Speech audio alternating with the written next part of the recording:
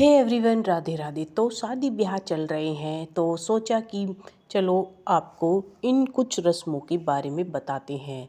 बेटी की शादी के बाद विदाई के समय अलग अलग क्षेत्रों में धार्मिक और सामाजिक मान्यताओं की आधार पर तरह तरह के उपाय करते हैं। आज हम आपको बताएंगे कि बेटी की विदाई के समय आपको कौन से ऐसे उपाय करने चाहिए जिससे आने वाली ज़िंदगी में आपकी बेटी और दामाद पूर्ण रूप से स्वस्थ तथा आनंदमय जीवन व्यतीत करें।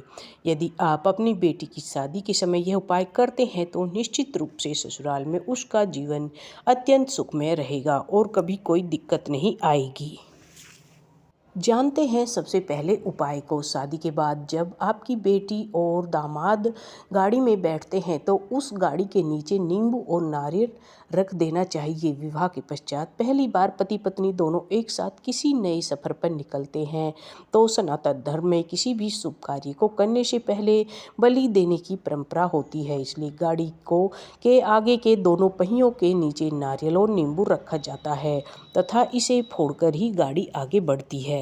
जानते हैं दूसरे उपाय के बारे में। नारियल को बलि का प्रतीक माना जाता है, इसलिए नारियल को बलि के रूप में चढ़ाया जाता है और नींबू को नज़र उतारने के लिए उपयोग में लाते हैं।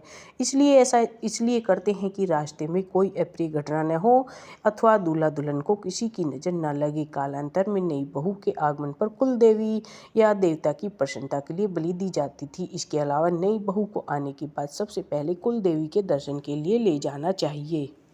तीसरा उपाय एकदम बेहद सरल है। शादी में विदाई के वक्त माँ को अपनी बेटी के लिए एक नारियल भेंट में देना चाहिए। इस नारियल को बेटी के द्वारा ससुराल की पूजा घर में 7 दिन के लिए रखें।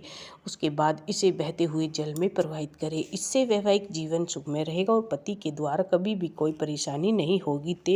तो ये थे कुछ आसान और बेहद सरल उपाय।